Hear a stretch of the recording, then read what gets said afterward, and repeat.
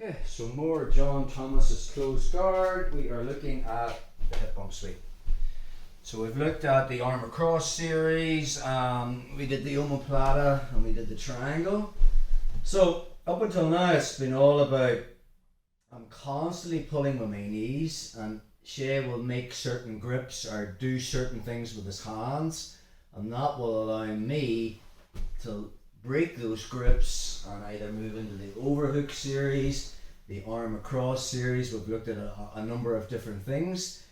The only time that is messed up is if he's leaning back slightly. Now if Shay just stays postured, a good strategy is just to be postured 90 degrees. Even from if it's 90 degrees, I should still be able to break him down by keeping my guard closed. You know, if you have a strong core, which you should have in jiu-jitsu, I'm going to curl up to here and physically pull with my knees to break him down.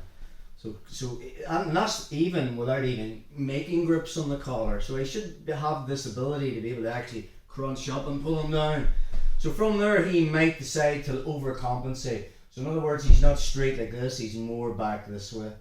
So I'm still gonna, a good test is when do I try to pull him down or when do I try to come up. First thing is, if he's leaning back slightly and I can still curl to here, okay, notice the way I've still got my guard closed, my butt's off the mat, that's the time I'm going this way. So once I have that curl up, now I need to make a post. So my left hand comes behind and I want a straight arm, I want it directly behind my hip. And now from this position I want to tie up an arm, because if I sweep him to my right, he can post. If I go for a hip bump, he can actually put his hand on the mat. So from there I just make a grip at the tricep. If it's gi, I can pull this underneath. And now I open my guard. I'm going to turn my hips so my left hip's facing towards the mat and my right foot is planted on the mat. So now I'm just going to hit him with my hip. Big mistake in the hip bump sweep is I don't sweep him directly to his right. I go more at this 45-degree angle over his right shoulder. So it's just a matter of me hitting him over here. Okay, so let's get an angle on that. Obviously I want to break him down.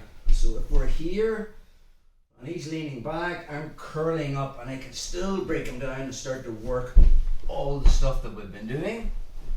It's only when he really overcompensates by leaning back nearly too far. So I'll still come up to this position. But now from here, I'm going to make a post behind me again. I want to make a structure so that arm is straight. And now from this position, I'm going to snag his gi at the elbow tricep. And I'm going to pull this towards me. Now from here, if the arm comes to the inside, more than likely I'll make the 2-on-1 grip and start to work on taking the back. So what we're really after is getting his arm to the outside. Once I've got his arm to the outside, I open my legs and then I'm going to turn my hip so my left hip is facing the mat. Left foot's curled back, so my heel's more towards his foot, and the deal is my right foot's planted. I want to connect. Notice the way my right hip is very close to Shay's left hip. And then I hit him at that angle. I'm not swinging him to his side. At 45 over his right shoulder. So it's that movement there we're after. Just one more with your back. Phone, bro. So we're in our position. He's overcompensated. So I should still be able to keep my guard closed, curl up, and put my hand behind me. I'm going to snag the sleeve, pull it back. Then I uncross.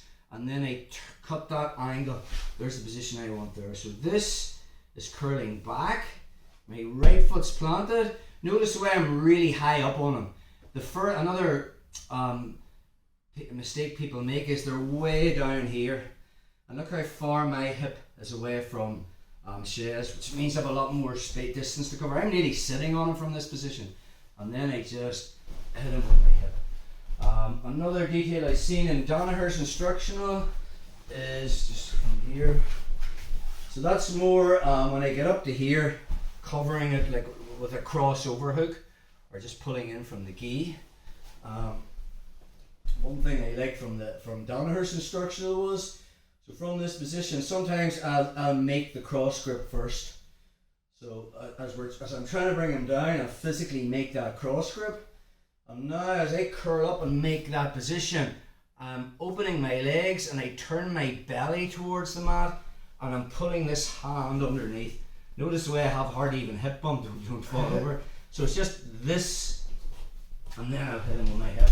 This concept of turning your stomach towards the mat or your belly towards the mat. Let's just get in there and go on that, bro. I'll just do it from here, perfect. Everyone has their own kind of spin on the hip bump sweep, and you play around with it, and you just find a way that kind of works for your body size. So from our close guard, Danaher likes to snag that cross sleeve grip.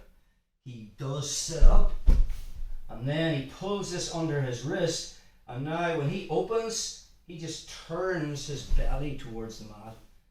And now from there I'm going to hit him with my hip. So that's our hip bump sweep from close guard.